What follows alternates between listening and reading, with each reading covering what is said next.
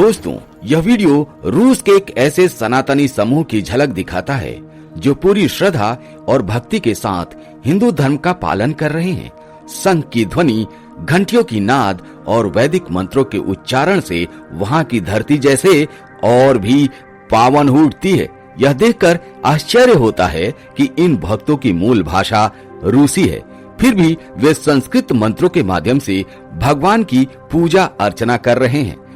यह स्थल दिव्य लोक के नाम से प्रसिद्ध है, एक ऐसा स्थल जहां हर कोना हिंदू सनातन संस्कृति से सराबोर है। यहाँ भगवान गणेश, शिव, माता सरस्वती, ब्रह्मा, विष्णु, महेश और श्री हरि के भव्य मंदिर और मूर्तियां स्थापित है। पूजा के दौरान भगवान विष्णु को दूध, घी और जल से अभिषेक किया जाता है। इतना ही नहीं, भक्ति भाव से ओतप्रोत भक्त भगवान को लिपस्टिक तक अर्पित करते हैं। यह उनके प्रेम और समर्पण का प्रतीक है। दिव्य लोक में कभी कभी भगवान विष्णु के रूप में मंचन भी किया जाता है, जिसमें देवी देवताओं की झलकियां प्रस्तुत की जाती हैं। इसका उद्देश्य है रूस में सनातन धर्म का प्रचार और प्रसार। यहाँ दो वर्ग के लोग देखे जा सकते हैं। एक गेरुआ वस्त्र धारण किए हुए हैं, वे गुरुजी हैं, और दूसरे जो सफेद पोशाक में हैं, वे उनके शिष्य हैं जो वैदिक शिक्षाओं को सीखने आए हैं। दोस्तों, कई दर्जन हेक्टेयर भूमि पर मठ के मैदान और इमारतें हैं। सुनहरे गुंबदों वाले हिंदू मंदिरों का एक पूरा परिसर है। दिव्य लोक योग मठ अकादमी में कई ऐसे तत्व शामिल हैं जो हिंदू धर्म को विश्व स्तर पर एक दिशा देता है। दिव्य लोक के यह समूह एक नियम के रूप में लोगों को पूर्वी धामों की ओर आकर्षित करता है, जो यूरोपीय धरती पर एक अलग अर्थ प्राप्त कर लेते हैं। दोस्तों, अद्भुत वेदांत के साथ लय योग, कुंडलिनी योग, राजयोग का नित्य अभ्यास करते हैं और उसका प्रचार भी करते हैं। ब्रह्मा सत्य है, संसार मिथ्या है, जीव और ब्रह्मा एक ही हैं। लय योग को योग की सबसे प्राचीन पद्धतियों में से एक माना जाता है।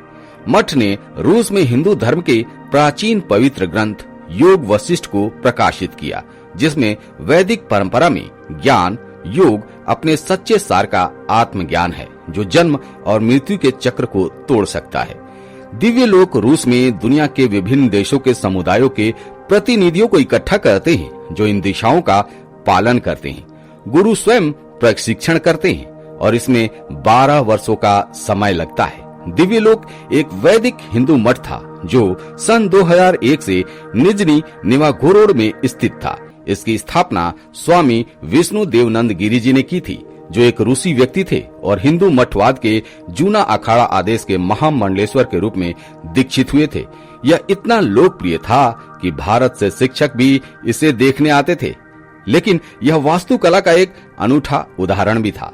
इस अद्भुत स्थली की सबसे अनोखी बात यह है दोस्तों कि इसका निर्माण और संचालन एक रूसी शिक्षक स्वामी विष्णुदेव नंदगिरी द्वारा किया गया।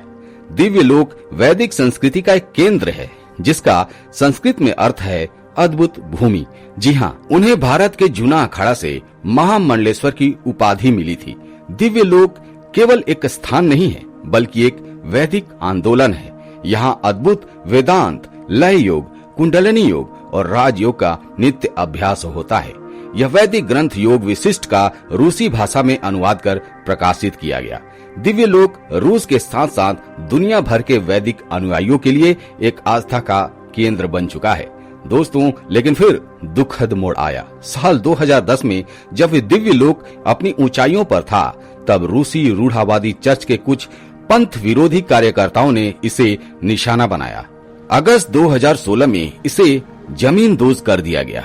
यह घटना न केवल सनातन अनुयायियों के लिए, बल्कि रूस जैसे आध्यात्मिक मूल्यों को मानने वाले देश के लिए भी शर्मनाक थी।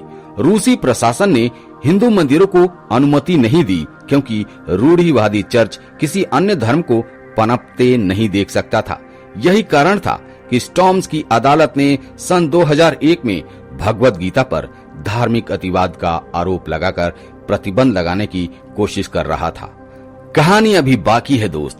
रूसी संसद में हिंदुओं के पक्ष में आवाज उठाई गई।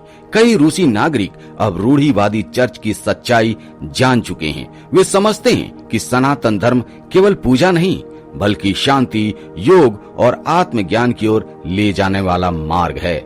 आज भारत में जब भारतीय जनता पार्टी की सरकार है और श्री नरेंद्र मोदी जैसे सशक्त नेता का नेतृत्व है, तब सनातन धर्म को अंतर्राष्ट्रीय पहचान मिल रही है।